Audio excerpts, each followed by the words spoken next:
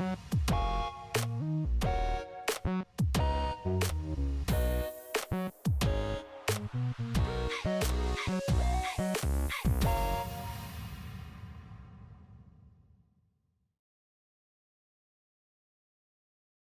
we're going to talk about authentic resources for a deeper dive into Spanish and French culture.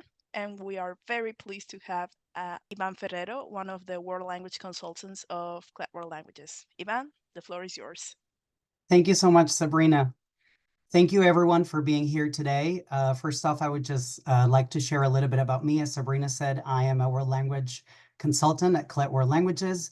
I also worked for over 10 years in education. The first 5 years, I worked as a teaching assistant and instructor at different universities in the state of Connecticut. And I also worked for 5 years as a high school teacher of Spanish and French. And I consider myself a travel enthusiast. I really, really have a passion for learning languages because I also love traveling. And when people typically ask me where I like to go, I really love New York, but I'm also a very, very Mediterranean person, and the islands of Sicily and Mallorca are some of my favorite spots. I am originally from Spain, and I've always loved traveling the world, learning new languages. And I hope that I can share some of this passion for languages with you today. So I would like to first tell you a little bit about what we are going to discuss today. The first 2 points, we're going to do some reflection because today's session is going to be about authentic resources in the classroom and how to use them. The first thing we're going to do is reflect on what are authentic resources. We'll see the official definition that the New York Department of Education provides us, but also I want to see from you what you consider an authentic resource and what are some examples of those authentic resources in your opinion. But we're also going to see what are some of the challenges, because and for this, what I did is I was based on the challenges that I had as a teacher and the struggles I went through trying to find authentic resources, and I want to see if yours were similar. So based on those challenges, then we will move on to the second part of the session. And I'm going to illustrate how our high school and middle school series, Reporteros and Reporter Francophone, use authentic resources. We're going to provide a very short overview of the programs. For those of you that are not familiar with them yet, I'm going to provide examples of authentic documents that are present in our books and that you can use in your classrooms, whether you use our books or not. And we are going to finally do 2 activities. I'm going to show you an activity from Spanish and another one from French, and how by providing scaffolding, we can make an effective use of authentic resources with novice learners. And finally, if we have time, we will definitely have some Q&A and provide feedback. So let's go with this initial reflection. Please use the QR code here so that you can start thinking, what is an authentic document or resource for you, and provide some examples. So, an authentic document, it can be the possibility to interact with real people, a document, photo, or illustration that is appropriate and relevant for the age group you're teaching. We also have a printed or audio resource prepared for everyday use, TV ad, radio segment, newspaper article, etc. Also, a document produced by a native speaking audience for a native speaking audience with no modifications, local newspaper headlines. It can be the possibility to interact with real people, also videos from native speakers, authentic materials as a magazine, a movie, a poster, a song, menus and advertisements, also stories based on real facts in the country of the target language, music, interviews. These are some of the examples. You let me know if you want to hear more of them, Ivan. I think this really encompasses what we were looking for. I think people know very well what authentic documents are. The first thing I would like to do is provide the definition that the New York State Department of Education provides for us, which is authentic resources are unedited and unsimplified texts in print, audio, or visual formats that have been created by and for members of the target culture for real-world purposes, other than language learning. So I think people definitely knew very well, essentially, an authentic resource is something that was created by the native speakers for the native speakers. And that's why it may pose a challenge to use it in the classroom, because it is something that has not been filtered. And regarding the examples, these are the ones that I had come up with, and I think most people came up with very similar ones. We have film and TV references, advertisements, signs, infographics, social media posts, interviews, book covers, YouTube videos, institutional campaigns, pictures, documentaries, music. I have even seen here the local newspaper headlines. So definitely are all of these things that are around us. And in many cases, they don't come as like a literal text, but in a multimodal form. So having said this, the next point I wanted to touch upon is how the anchor standards from the New York State Department of Education also relate very directly with with the idea of authenticity.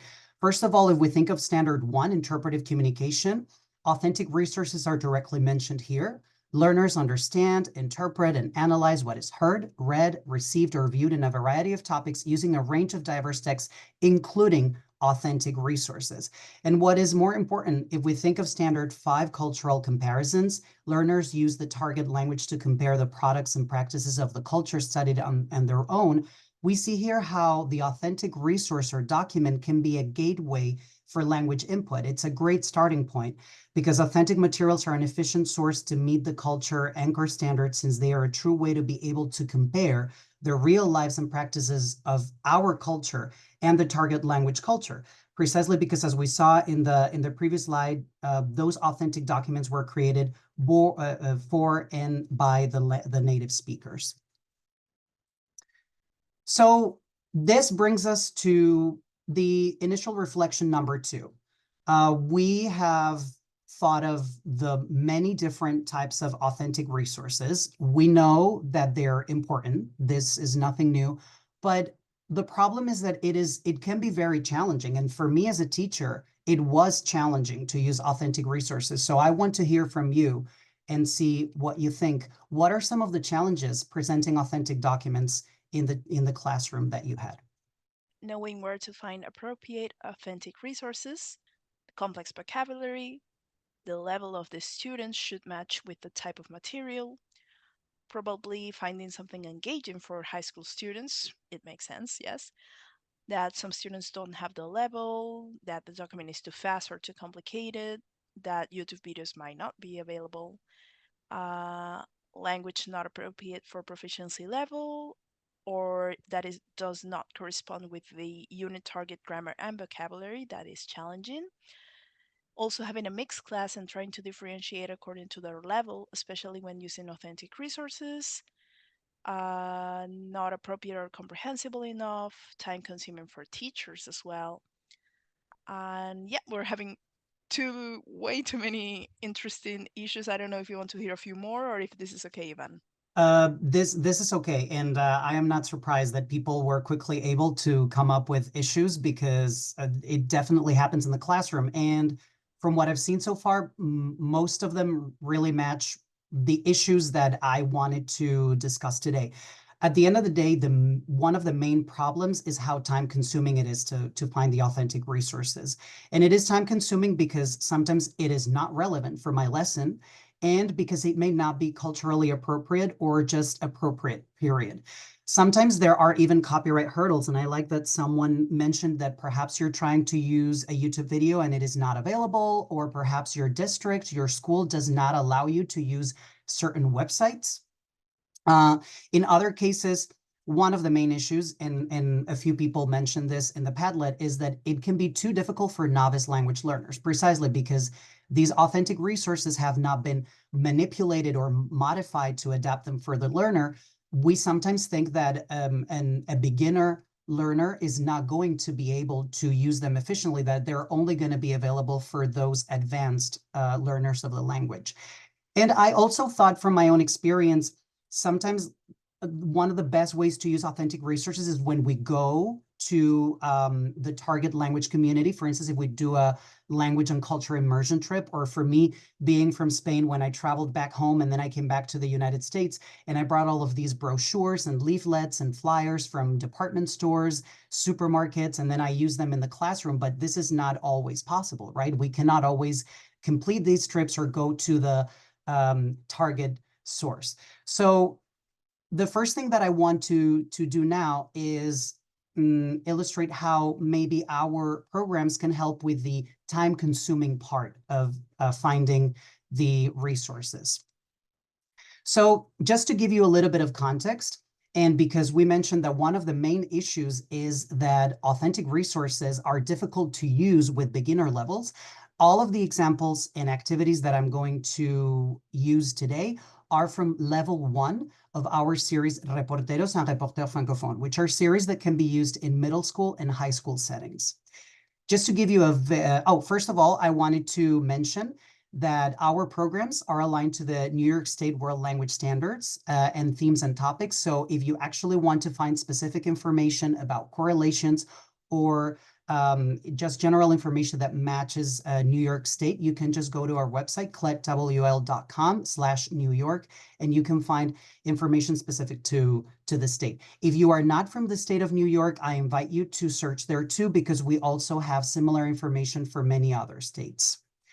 So having said that, just a brief overview of the series. For those of you that perhaps are not fully familiar with it yet, it's a thematic task-based series that centers around different teenagers who are native speakers from locations of the Spanish and French-speaking world. So each unit visits a different country or community that speaks French and Spanish, or Spanish, sorry. And the teenager who is a similar age of our students, 14 through 16 years old, and a native person from the area is going to be the main protagonist that's going to show us their native land. So essentially, it's kind of like having a travel guide that is going to guide us through an immersion culture and language trip. This is how the editorial team envisioned this book, and it makes it very dynamic. And what it also includes is many authentic resources, so that it feels like you are literally walking through a French or a Spanish community. And in doing so, it is always going to be relevant to the theme of the unit that is being covered. We call these teenagers a reporter because they contribute to a magazine, and a magazine article is featured in each of the units. So that's why we call them reporteros, or reporters in French. So what are some of the examples of authentic resources that we include in these series? And as I mentioned earlier, all of these are from level 1. So the one that's for novice learners. The first thing, as I said, is the reporters themselves. They are native people of the places that are visited. So the students are going to hear their real accents, and because they're of a similar age, they can easily build rapport with them. They're people that are similar to their friends or to themselves. In this case, we have an example from Unit 2 of Spanish, is Sebastián from Puerto Rico. And from French, for instance, here in Unit 5, we have Yassir from Morocco. Another thing that we have included frequently is references to film and TV. And on many occasions, we have used the posters or screenshots from these TV shows or movies. And because all of our books were printed very recently, they were released all after 2021, these references are very recent. In this case, you can now see a poster for the TV show Lupin, which is being currently very, very successful on Netflix. And you can also see here how we used a clip from La Voz Kids, which is in the show The Voice, and how this was incorporated into an activity. So as you can see, it shows that people still talk about or watching. This is not something of the past. Another element that we have included in a lot of the units is institutional campaigns. Institutional campaigns are great to use in when you want to incorporate authentic documents, because typically they're meant to be understood, easily understood, even by the native population. So they're very frequently going to have this visual appealing, and they're going to have very informational content that's also typically appropriate. So it's going to be safe to use in the classroom. In this case, we can see a campaign for eating healthy from the Canadian government. We can see here La Journée Nationale du Sport Scolaire, a campaign from the French government, and another French campaign promoting the use of public transportation. To use a Spanish example, we have a campaign here to promote sharing household chores by the entire family. And as you can see here, a lot of times we have used these posters or campaigns as part of the lesson introduction, so that when the students read and confront the goals, the communicative goals for that lesson, they can use the authentic resource as this starting point. As we mentioned earlier, it's a great source of input that can be a gateway into later on developing the activities and the conversation with your students. We have also included advertisements because they're a great part of our life. In this case, you can see an advertisement for a Moroccan brand of couscous. And in this other one, you can see a poster for the concert of a Puerto Rican singer. And we have included plenty of references to celebrities and also media personalities. These examples that I'm going to show you here are from 2 YouTube channels. One of them is Les Mariottes Trotteurs, who travel around the world. And in this case, they are showing the cuisine that is featured in a Moroccan market, in a souk. And we also have another one from Alex Paga, who is a Mexican person who lives in Paris, and he also has his own YouTube channel. So these are references that, even though they're in our books, you can very easily find on YouTube, and the students maybe already know some of these people. And we have also included relevant celebrities that are currently still very famous. For instance, here in our French pages, you can see Kylian Mbappé, who is one of the most famous soccer players at the moment. You can also see Angèle at the bottom, who is a really, really popular Belgian singer. And speaking of popular people, in our Spanish units, when we talk about music connected with Puerto Rico, we have also made references to people such as Bad Bunny, who I probably don't need to introduce much, and everybody knows who he is. And this gives me a great segue into another great authentic resource that we have included, which is musical playlists. We do have our own Spotify playlist that you can very easily find. You do not have to be subscribed to our materials. And for instance, in our Puerto Rican unit, we invite the teachers and the students to go and find our playlist, Los Ritmos de Puerto Rico. So that is a great resource that you can use, and we have all of these songs already there for you, because sometimes I know one of the most frustrating parts for me in the classroom was trying to find a song that I wanted to play, and plenty of times the song was maybe not relevant to the country that I was discussing, to the topic that I was discussing. Maybe the song was not appropriate for the age level. So that is a great thing that we invite you to use. And in general, we have also included plenty of pictures and videos of the target languages and communities. This is an example of our Reporters magazine in Unit 3. This unit visits the French city of Grenoble. And as you can see, it includes plenty of pictures that are easy to find on Google, that can help us easily connect with a city and start creating an idea in our mind of what that city looks like. At the beginning of Unit 3 in Reporteros, in the Spanish version, this is a unit about housing. We have a very special type of house, which is El Nido de Quetzalcoatl. And this is a great way to start the lesson and invite the students to think of a type of house that is very different from maybe what they are used to. And as I mentioned earlier, this is also connected to the lesson goals. So it's a great way to get into the lessons activities. In this other example, also from Spanish, which is a unit about schooling. This is in Unit 4. To start the lesson, we have a picture of 2 students from a Colombian school. And this is a great way for you to start a conversation with your students about what do the students look like, what are they wearing, what does the school look like, is this very different from us? So it's definitely a great resource, authentic resource to get that conversation started. And we also have included books, magazines, and comics. For instance, in our Puerto Rican unit, we have featured La Borinqueña, who is a Puerto Rican superhero that is fighting for climate causes. And we have included also plenty of art that comes in many forms. We have included many pictures of street art. In this case, you can see an activity that is going to invite the students to provide physical descriptions by using these murals that can be found throughout France. And something that I used in the classroom is Carmen Lomas Garza, this Chicano artist that has a beautiful collection of art from her childhood as someone living at the borderlands between Texas and Mexico. And it is a great way to get to know and feature Mexican-American identity. And I remember spending hours trying to create activities around her paintings and analyzing them. And here we have included them there with certain suggestions that you can use for the classroom.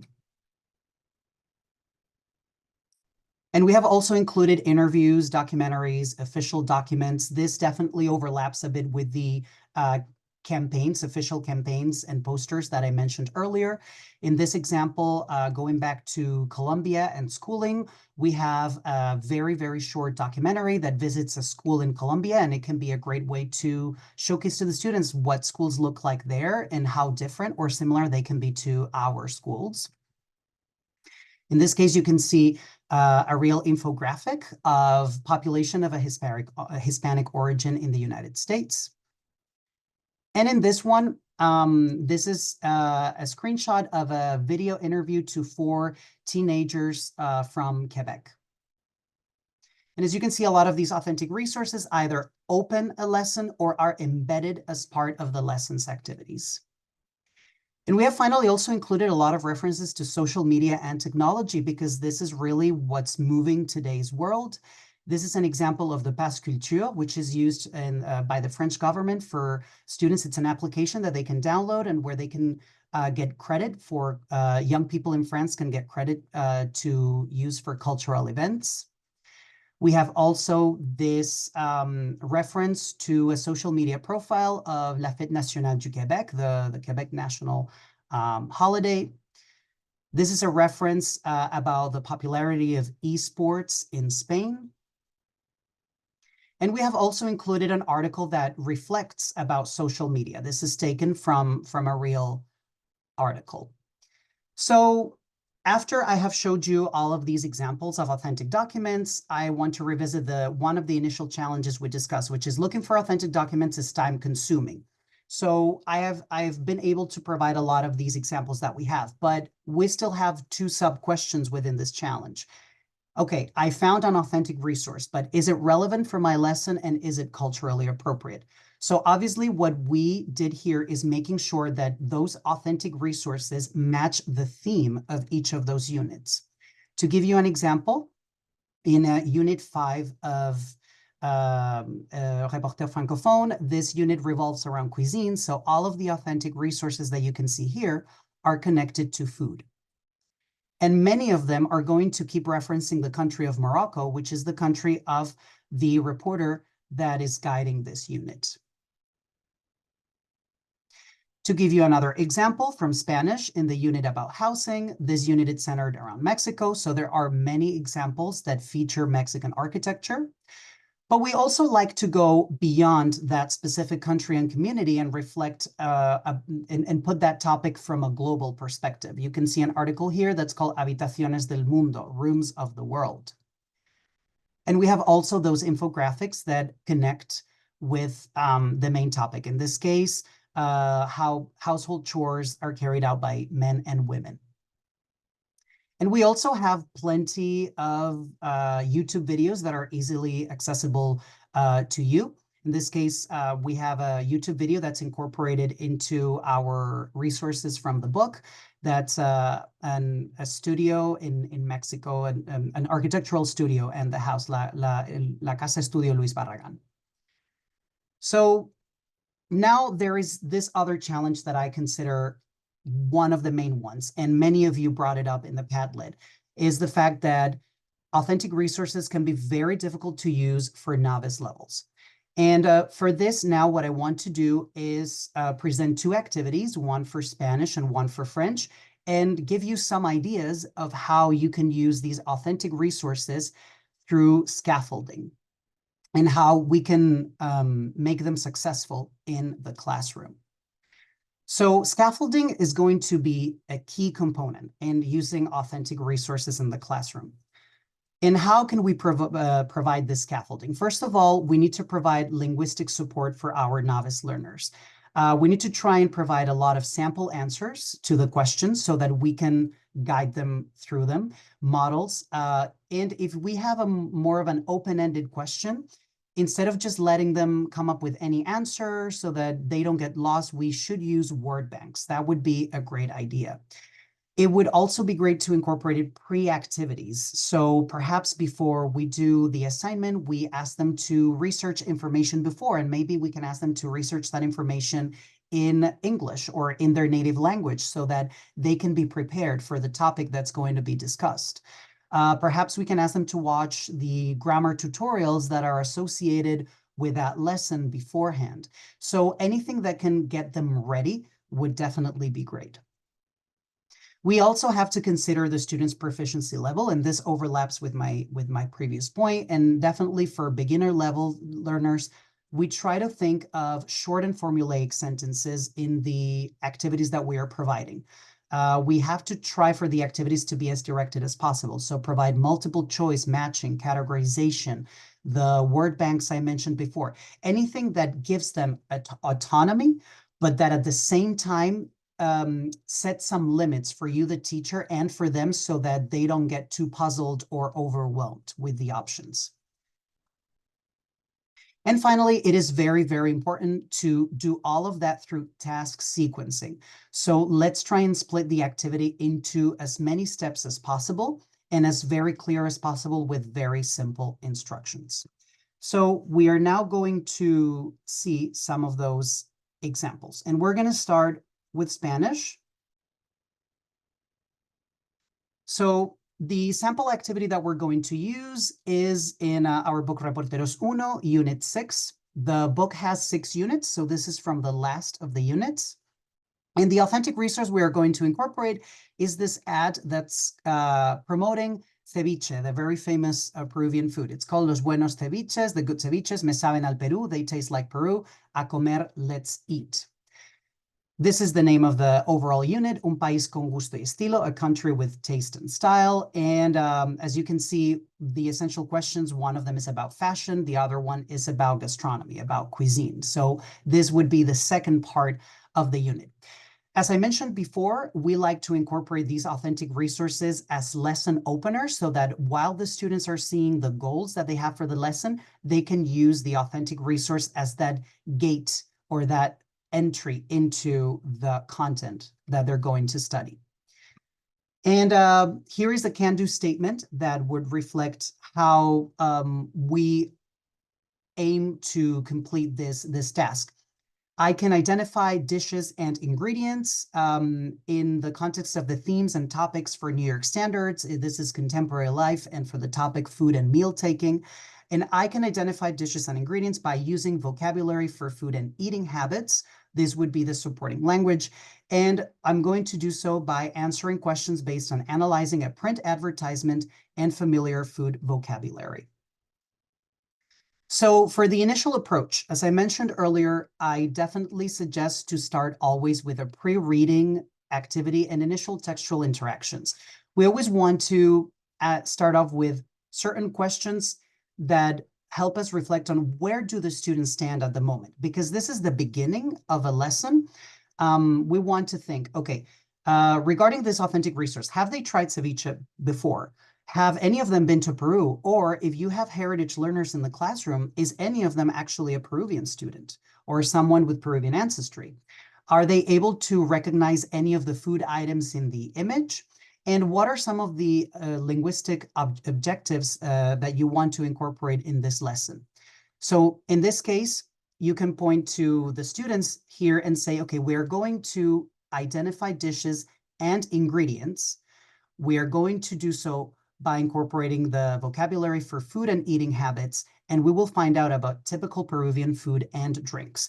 If you are not using our books, you can definitely have your own goals and objectives, but it's always good to start by doing that part first. So our suggested first step would be to just analyze, to focus on interpretive mode and say, okay, first thing that we're going to do is have them look at the image and see what they already recognized before doing any of the activities. As I mentioned earlier, it is important to incorporate food banks in this case, because it is not an activity that has matching or multiple choice, but we have given them only 6 ingredients that they're going to work with. The images are very clear, so the students probably will not even have to look up what that means. They're going to be able to recognize that. They have a set of limited options. And we have very step-by-step options. First, mira, look, and then in parejas, in pairs, say which of these ingredients are there. So it's a very low stakes initial approach. Then next, we are going to move on to an activity in which they are going to analyze a text message that we have provided, in which the reporter of this unit is going to actually tell his friends what ceviche is. As you can see, the text is very short. The vocabulary is very simple. We are using a lot of familiar words that the students are going to recognize, cognates like famoso, peruana. We have the different countries, ingredientes, a lot of words here that are easy to recognize. And there is a very simple task sequencing. We're first telling them to read, we're next telling them to check their answers, and we're finally asking them just to compare.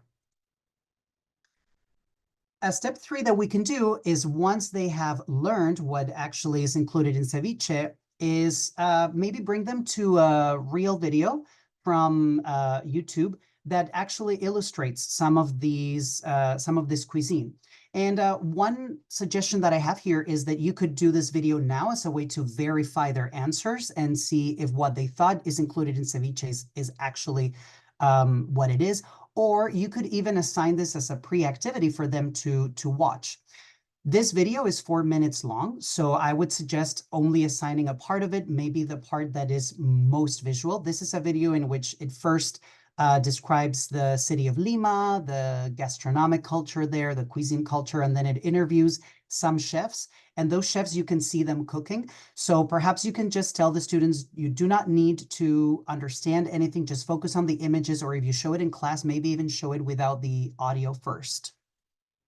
Another option that you can do for this video is maybe take screenshots and prioritize the images, or take some of the things that are said that are easy to match and have the students try to match what they hear with the person that said it. So I'm going to show you just a little fragment of the video. Cocineros como Héctor Solís, Mitsuharu, Virgilio Martínez y muchos más han compartido los secretos de la cocina peruana con el mundo. Muchos de ellos han explorado el Perú para descubrir y rescatar recetas típicas e insumos maravillosos. So in this case now, you can see I muted it, and it would still be a great thing for you to have the students analyze the video, look at it. So playing it without the sound. And this is a video that is included in a section that's called Para Saber Más. This is an enhanced PDF that's part of our Reporteros program that includes links to YouTube, Spotify, or other websites with authentic resources. And one of the things that we are doing with our Reporteros and Reporteras program is actually we are building a bank of authentic resources so that you can have alternative approaches to those activities. And then after you have shown this video, whether you used it as a step 3 or whether you used it as a pre-activity that you may be assigned for homework the day before to get ready for the main lesson, as a step 4, what we are going to do is a presentational activity that's going to follow the interpretive one that we had first. And what we're suggesting here to do is maybe you can have your students rewrite and perform a new activity, but using the previous one as a template.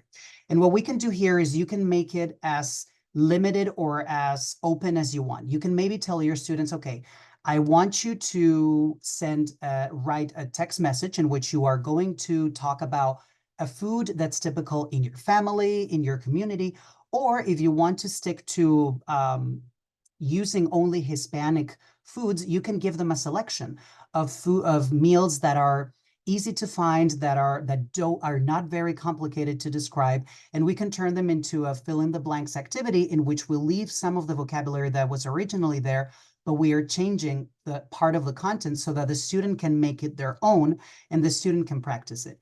And because they have already listened to and read to the previous text, it'll be easier for them to do this presentational activity.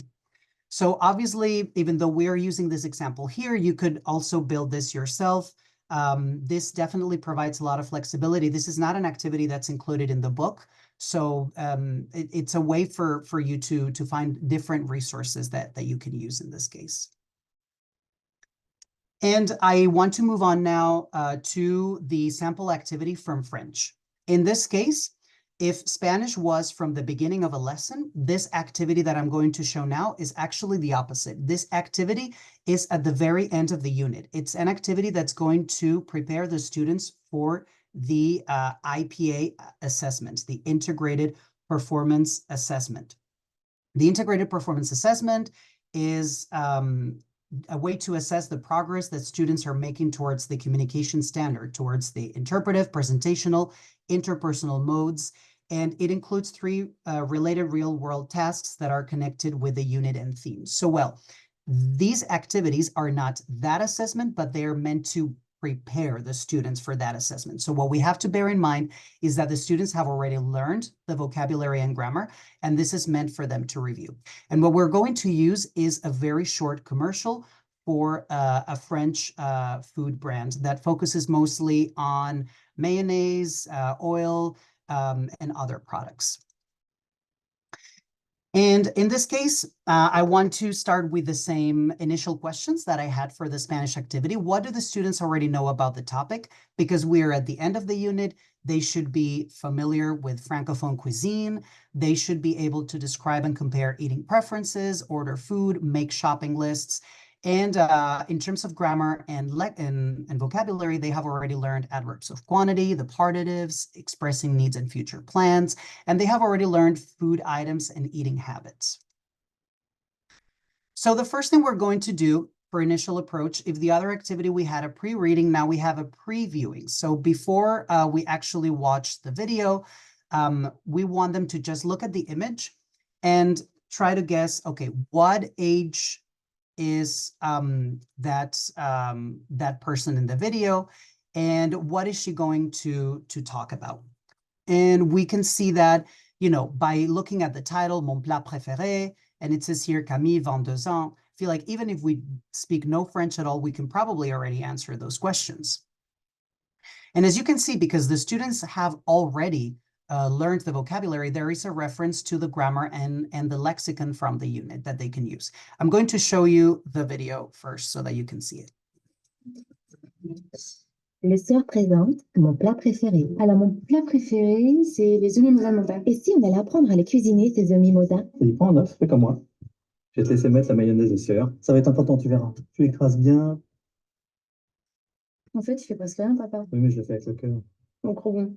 Cuisiner avec le cœur, cuisiner avec le sien. So it ends by saying cuisiner avec le cœur, cuisiner avec le sieur. So cooking with your heart, cooking with le sieur, which is the brand. It rhymes in French. It sounds a little better than in English. But obviously, if I was in the classroom and when I played something like this, I could already hear my French 1 students being like, I don't understand anything. This is so difficult. They speak so fast. Well, guess what? It's because it's a real authentic document. It was meant for the native speakers. But what is great about this, it's only 26 seconds long. We can play it over and over, and we can chunk it in many ways. And that's what I'm going to show you now. So after we have analyzed the video first, and the students can guess that it's going to be a video about their favorite food, and it's illustrating something that is being cooked. Then we have the questions here that we're going to answer as we watch or after we watch. These questions are mostly already in French because the students have already garnered quite a lot of language. But as you can see, the questions are still very, very simple. We have a lot of cognates with English, document, plat, préféré, ingrédient, prépare. And we also even have a question that's a little bit more difficult. That one is in English. We should not be afraid to continue to use some English with these novice learners if that is going to help us advance. We know that striving to use the target language as much as possible is the goal, but in certain cases, the two languages can coexist. And as long as that helps us advance, it is okay to continue to use a little bit of their native language too. I have incorporated here the script. What I did here is I translated the entire script into English for all of those here that perhaps do not speak French. But what you could do here as a step 2 is give them the script and only translate those parts that you think are going to be harder for them to understand. Maybe the vocabulary they haven't learned yet, certain grammar structures that could be a little difficult. Essentially, what happens in the commercial is that she says how the les œufs mimosa, the deviled eggs are the deviled eggs that her dad prepares are her favorite, and then the dad teaches her how to cook them. So because the students have already learned the vocabulary, what we can do here is create a mapped text in which we give them the script with certain translations. As you can see here, if I was using this with my class, I would be like, okay, there are certain parts that I definitely will need to translate, but there's other vocabulary that they should already know. So what happens here? We have the verbs prendre, to take, and mettre, to put, that have already been studied because they're essential verbs when we're talking about food. We have les œufs, the eggs, that is part of the core food vocabulary. And they have also studied le futur proche, the going to structure. In this case, je vais te laisser, I'm going to let you, or ça va être, that is going to be. So, and they have also studied the adverbs, such as trop bon, it is great. So what we can do here is have the students go to this mapped text and reflect on that structure and see like, okay, I want you to identify the vocabulary, the grammar that you have already studied. And color coding here can be very helpful, definitely, so that they can see that, for instance, je vais te laisser and ça va être go together, prendre, mettre go together, etc., etc. Another step 3 that we can do in order to help them continue to understand the video that perhaps initially they were frustrated with because they did not understand, they were speaking really fast, is we can include all of these screenshots next to the script, and we can tell the students, okay, number 1, mon plat préféré. Which of these pictures do you think actually corresponds with the image? Or for instance, prends un œuf. If the students already know that œuf is an egg, they're definitely going to know that that's going to correspond with screenshot A. And then once we have scaffolded it, once we have analyzed it visually and in writing, because this is a very cultural element, we can do a little bit of cultural research and see how les œufs mimosa are very popular in France, but guess what? They're also popular in the United States. They're popular in many other places. So it's a great way to build this intercultural connection between our students and the target culture. And there is always, in our books, we have always this reference here for the teacher so that you as the teacher can have more background that you can share with the students about that cultural resource. And now that we have done all of this interpretive mode part, we want to move on to a presentational component because this is a preparation for an integrated performance assessment. Step number 5 is, okay, we saw a person who told us about her favorite dish, the deviled eggs. Now, I want you to present about your favorite dish. And similar to what we did with the Spanish activity, you can give the students, and you can tell them to use any dish that they want, or you can make it more guided. And you can select perhaps certain dishes that are popular or common in the United States and that are easy to explain and have them work on that. Or you can limit it a little more. And definitely, it is always great to use the model answers that are going to help the student have a reference and is going to help them become more autonomous.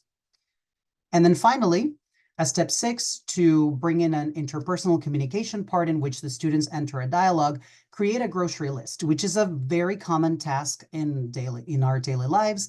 And what you can do here is, again, to make it more guided and to simplify it and make it easier for you and for them because they're novice learners.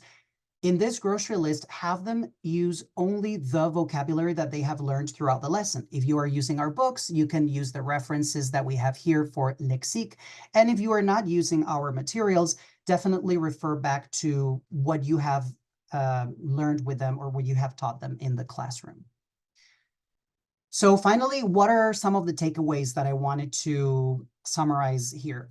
Definitely, it is important to provide a variety of authentic resources because, as you mentioned initially in the Padlet, there are many different authentic resources. So it is great to not stick to just one. Authentic texts are a great starting point. So they're a great way to initiate the conversation, to provide input, and they can inspire us to then tailor activities around them. For novice learners, scaffolding is essential. Scaffolding is very, very important. Break it into parts as much as possible. And that's why if we can use an authentic resource that is very simple, that is very visual, if it's a video, using a short one or using only fragments of it or revisiting it multiple times, it can be great. And definitely providing some sort of pre-reading or previewing, whether it's in the classroom or before class, can be great.